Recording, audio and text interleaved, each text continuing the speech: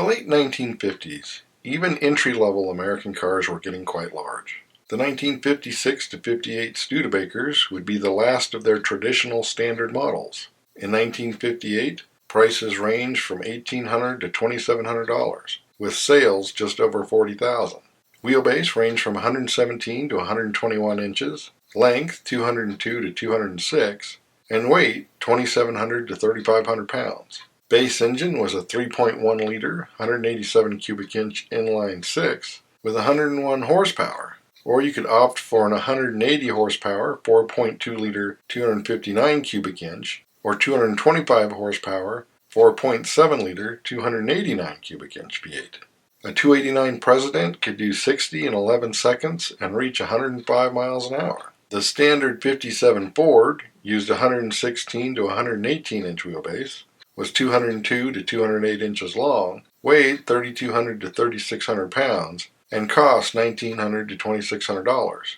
The 3.7 liter 223 straight six had 144 horsepower, while V8s came in 190 horsepower, 4.6 liter 272, 212 horsepower, 4.8 liter 292, and 245 horsepower, 5.1 liter 312. With sales over 1.6 million, it was the best-selling car that year. A Fairlane Victoria with the Thunderbird 312 did 60 in just over 8 seconds, with a top speed over 115. In 1957, Chevrolet sold nearly 1.5 million cars. Wheelbase was 115 inches, length 197, weight 3,200 to 3,500 pounds, while priced from $1,900 to $2,600. The 3.6 liter 235 straight six had 140 horsepower. The 4.3 liter 265 V8, 162 horsepower. And the 4.6 liter 283 from 185 to 283 horsepower for the fuel-injected version. A fuel-injected Bel Air could do 60 in just under 7.5 seconds and reach nearly 125 miles an hour. The 1957 Plymouth came in 7 body styles. They used an 118-inch wheelbase, except the wagon, which used a 122-inch wheelbase. Length was around 206 inches, weight was 3,300 to 3,800 pounds, and prices $1,900 to $2,800. The 3.8 liter 230 cubic inch straight six had 132 horsepower. The 4.5 liter 277 cubic inch V8, 197 to 235 horsepower. The 4.9 liter 301, 215 to 235 horsepower. And the 5.2 liter 318 Fury, 290 horsepower. It could do 60 in just over 8.5 seconds. With sales over 760,000, Plymouth was still third for the year. AMC revived the Rambler brand in 1957, with prices starting around $2,000.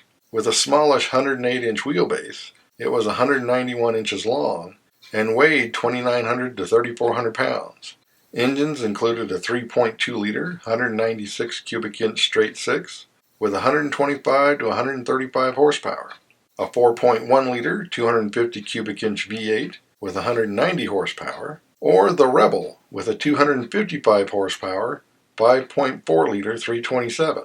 At $2,800, the Rebel did 60 in around 8 seconds, thanks to its lightweight unibody. But they only accounted for about 1,500 of the 91,000 Ramblers registered that year.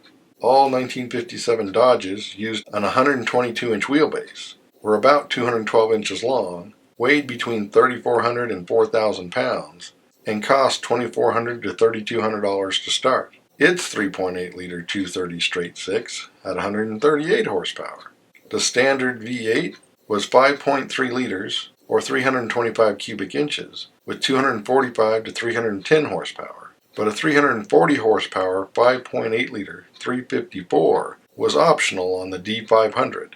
It could do 60 in under 7.5 seconds and exceed 125 miles an hour. Total sales were just south of 300,000. The new Edsel division of Ford arrived in 1958, sharing bodies with both Ford and Mercury models, offered in 116, 118, and 124-inch wheelbases. In length, the 205, 213, and 219 inches, with the smallest versions being the wagons. Weight ranged from 3,700 to 4,300 pounds, and prices $2,500 to $3,800. To start with, the base engine was a 5.9-liter, 361 cubic inch V8 with 303 horsepower. Or you could get a 6.6-liter, 410 cubic inch V8 with 345 horsepower. First-year sales were just over 63,000, and a two-door hardtop Citation did 60 in 9.5 seconds. The 1957 Pontiac came on 122 to 124 inch wheelbases, was 207 to 214 inches long, and weighed 3,500 to 3,900 pounds. Prices range from $2,500 for a base Chieftain to $5,800 for one of the 630 fuel-injected Bonneville's that were made, which used a 6.1-liter, 370 cubic inch V8 with 310 horsepower and 375 pound-feet of torque, and hit 60 in just over 9 seconds. Other Pontiacs used a 347 cubic inch V8 with 227 to 290 horsepower. Total sales were over 330,000. The last of the Nashes for 1957 included about 3,600 Ambassadors, powered by a 5.4-liter, 327 cubic inch V8 with 255 horsepower and 345 pound-feet of torque. They weighed about 3,700 pounds and cost $2,600 to $2,900. 60 came in just over 8 seconds, on its way to 105 miles an hour. Starting in 1955, the Hudson Hornet began sharing its body with Nash. Wheelbase was 121 inches long, length 209 inches, and weight 3,500 to 3,900 pounds. Prices ranged from $2,600 to $3,100, and about 12,000 were made, either with the 5-liter, 308 cubic inch straight 6 with 160 to 170 horsepower, or the 5.2-liter, 320 cubic inch Packard V8 with 208 horsepower and 300 pound-feet of torque. At 11 seconds, the manual transmission twin-carb 6 was a second quicker to 60 than the V8 automatic. The 1957 Mercury ran on a 122-inch wheelbase, was 211 inches long, and weighed 3,900 to 4,300 pounds. Prices were between $2,600 and $3,700, and engines were the 5.1-liter, 312 cubic inch, 255 horsepower, 340 pound-feet of torque, or 6-liter, 368 cubic inch, 290 horsepower, 405 pound-feet of torque V8. A Turnpike Cruiser differed from other Mercuries by having quad headlights and a roll-down rear window. It was capable of hitting 120 miles an hour and could get to 60 in less than 8.5 seconds. Total Mercury sales for the year were just shy of 300,000. 1955 would be Kaiser's final year in the U.S. for retreating to the Brazilian market. Priced at $2,700 on a 119-inch wheelbase, they were 211 inches long and weighed 3,400 pounds. They used a 3.7-liter, 226 cubic inch, 140 horsepower, 210 pound-feet of torque, supercharged straight 6, and roughly 1,300 were made. 60 took about 13.5 seconds, and top speed was just under 90.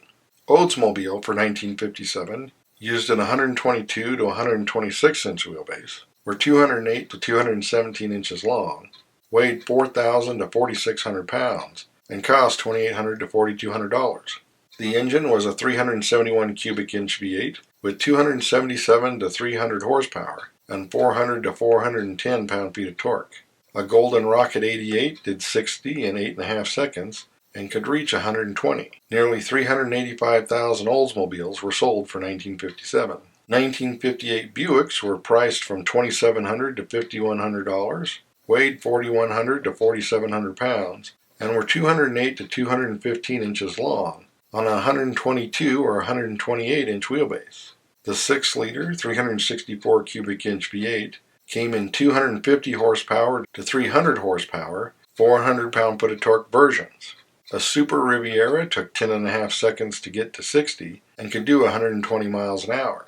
Sales were down from over 400,000 to 240,000, thanks to the recession, but still managed 5th in sales that year. The 1957 DeSoto offered 122 and 126 inch wheelbase versions in lengths ranging from 216 to 221 inches, weighing 3,700 to 4,300 pounds. and prices ranged from $2,800 for a base Fire Dome to $4,300 for an Adventurer. Most models had either a 5.3-liter 325 cubic inch V8 with 245 to 260 horsepower, or a 5.6-liter 341 cubic inch V8 with 270 to 290 horsepower, while the Adventurer had 245 horsepower and 390 pound-feet of torque from its 5.7-liter 345 cubic inch Hemi, moving it to 60 in under 7 seconds, and a top speed over 125. 1956 would be the last of the so-called real Packards. They were 215 to 219 inches long on a 122 to 127 inch wheelbase. Weight ranged from 3,800 to 5,000 pounds, and prices from $2,800 to $6,000. Although technically the entry-level Clipper was its own brand for this year only. Base engine was a 5.8-liter 352 cubic inch V8 with 275 horsepower and 380 pound-feet of torque, while the optional 6.1-liter 374 cubic inch V8 had 290 horsepower and 405 pound-feet of torque, except in the Caribbean, which had 320 horsepower. A Packard 400 did 60 in 8.5 seconds and could exceed 115 miles an hour. The standard 1957 Chrysler was 219 inches long and used an 126-inch wheelbase. Weight was 4,000 to 4,500 pounds. Prices ranged from $3,100 for a base Windsor to $5,400 for one of the 2,500 300Cs. The 5.8-liter 354 cubic inch V8 had 285 to 295 horsepower and 365 pound-feet of torque, and the 6.4-liter 392 from 325 horsepower to 390 horsepower in the 300.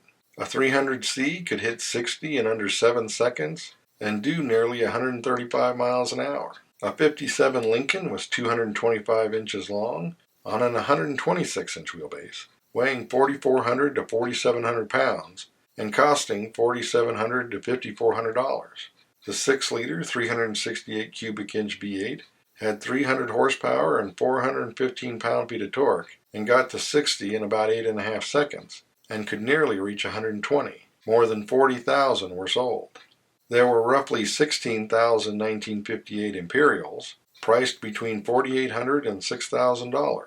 They were 226 inches long on an 129-inch wheelbase, except for the Ghia Limousine, which was 246 inches long on an 150-inch wheelbase. Regular models were 4,600 to 4,900 pounds and used a 6.4-liter 392 Hemi with 325 to 345 horsepower.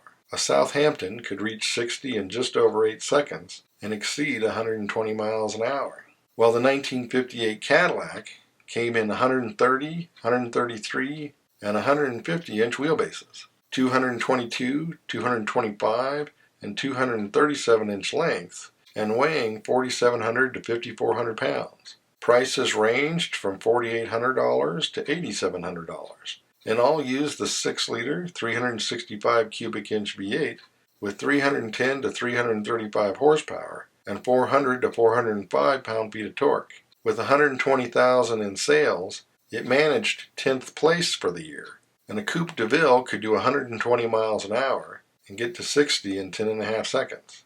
The 1958 Continental Mark III was 229 inches long on an 131-inch wheelbase, weighing 4,800 to 5,000 pounds. Prices were in the realm of $5,900 to $6,300, and the 7-liter 430 cubic inch V8 produced 375 horsepower and 490 pound-feet of torque, moving the car to 60 in just over 8 seconds and to speeds over 125.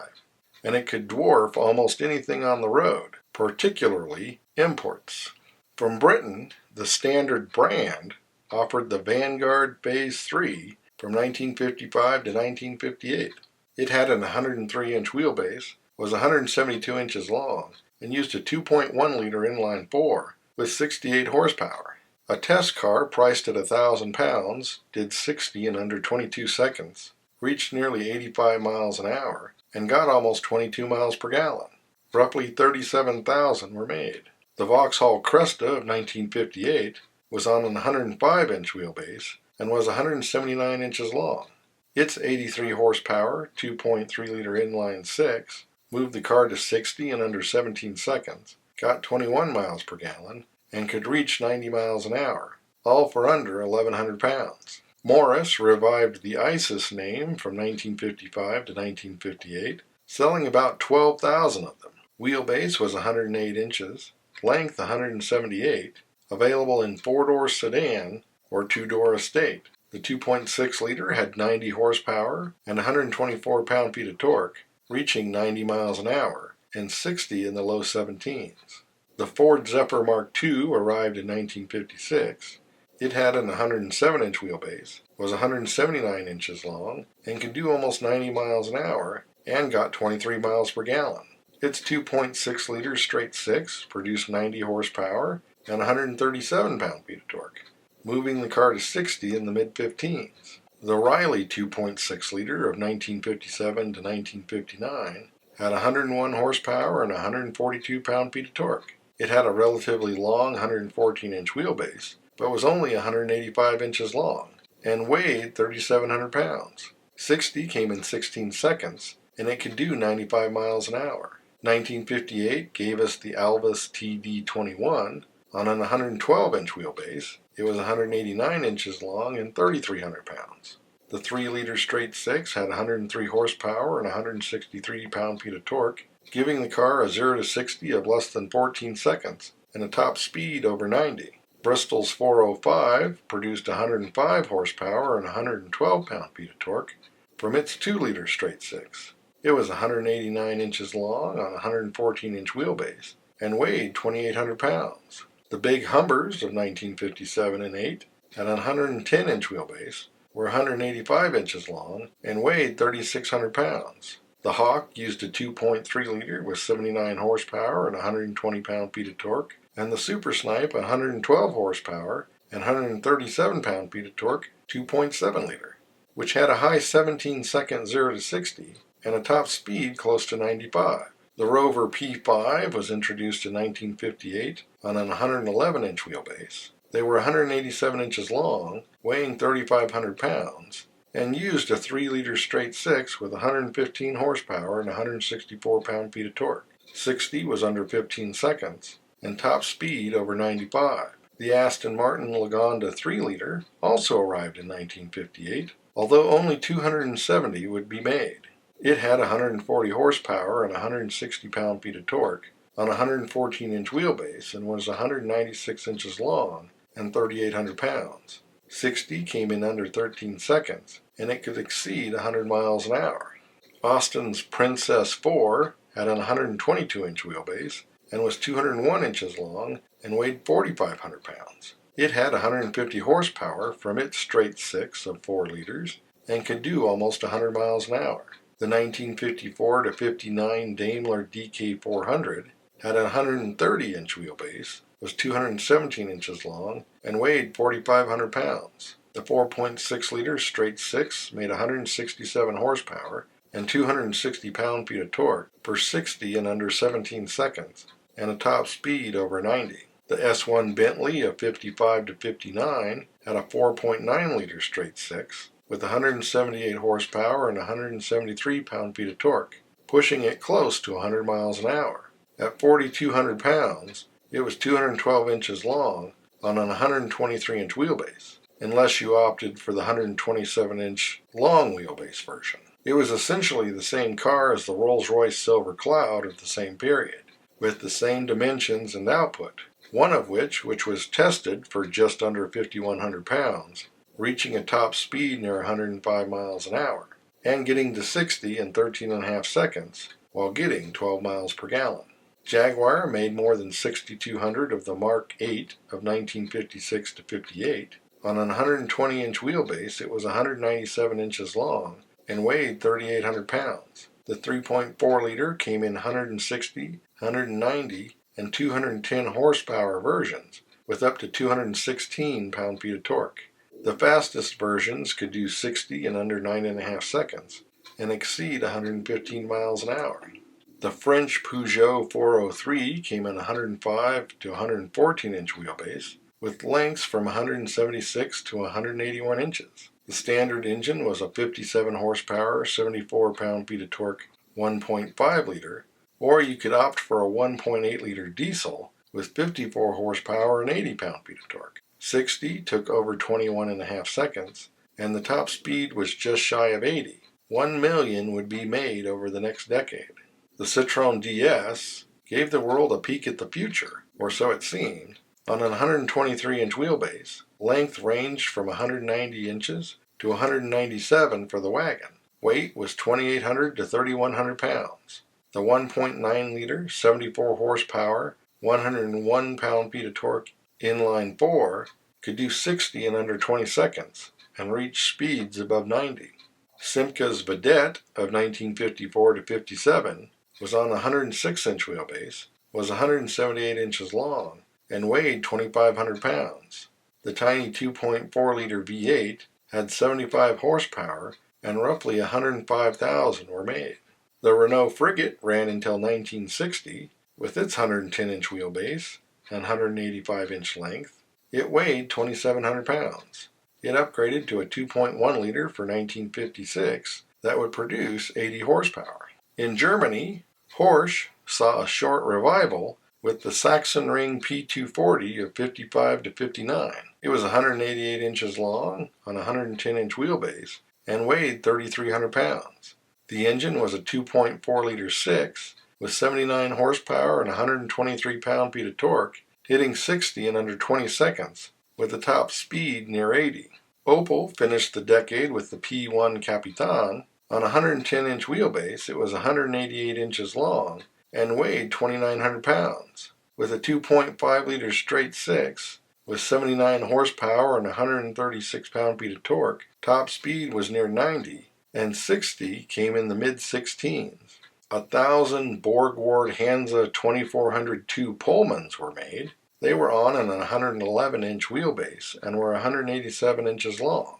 With a straight 6 with 99 horsepower and 117 pound-feet of torque, moving it to 60 in just over 17 seconds, and a top speed near 95. The BMW 502 was a V8 version of the 501, introduced in 1954. It had an 112-inch wheelbase, was 186 inches long, and weighed in at about 3,000 pounds. With your choice of a 2.6-liter with 99 horsepower and 133 pound-feet of torque, or a 3.2-liter with 118 horsepower and 154 pound-feet of torque. It cost 18,000 Danish marks, and it could do 60 in under 12 seconds and exceed 100 miles an hour. The Mercedes-Benz 300 of 1957 to 1962 was on an 124-inch wheelbase, was 204 inches long, and weighed 4,300 pounds. With 158 horsepower and 175 pound-feet of torque, it did 60 in just over 12 seconds and could nearly reach 105 miles an hour. In Italy, Fiat still made the 1400 and 1900. With only a 104-inch wheelbase and 167-inch length, it weighed 2,500 pounds. The 1.4-liter had 50 horsepower and 65 pound-feet of torque, and the 1.9-liter 72 horsepower and 100 pound-feet of torque.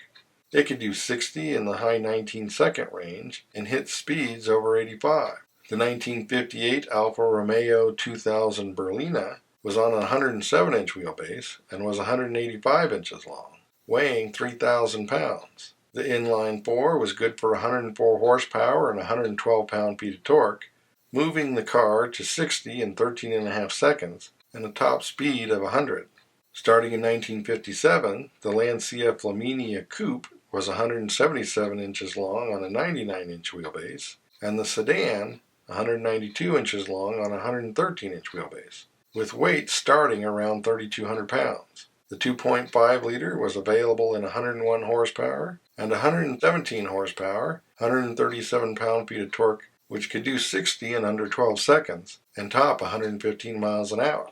The Soviets had the Gaz-21 Volga that was 189 inches long on an 110-inch wheelbase and weighed 3,300 pounds. The 2.5-liter produced 64 horsepower and 114 pound-feet of torque giving it a 0 to 60 of about 28.5 seconds and a top speed near 75. Somehow the ZIL 111 still resembled an American Packard on a 148-inch wheelbase with length of 242 inches. Weight was near 6,200 pounds. The 6-liter V8 had 197 horsepower and 326 pound-feet of torque and a top speed over 105. The Czech Republic had the Tatra 603 starting in 1956. It was on a 108-inch wheelbase, was 199 inches long, and weighed 3,100 pounds. The rear-mounted 2.5-liter V8 had 104 horsepower. In the land of Oz, Holden made the FE from 1956 to 58. On a 105-inch wheelbase, it was 176 inches long and only 2,400 pounds. The 2.2-liter straight six had 70 horsepower and 110 pound-feet of torque for a 0 to 60 under 20 seconds and a top speed of 80. Japan had the Prince Skyline 1500 starting in 1957. On a 100-inch wheelbase, they were 169 inches long and weighed 2,800 to 3,000 pounds. The 1.5-liter made 59 horsepower and 79 pound-feet of torque for 60 in about 27.5 seconds and a top speed over 75 miles an hour. Obviously, what was big for the time is up for interpretation, with significant variations on this list, from relatively small to epically large. But we will look at the flip side of that next time. So as always, thanks for watching. Don't forget to comment below and like and subscribe.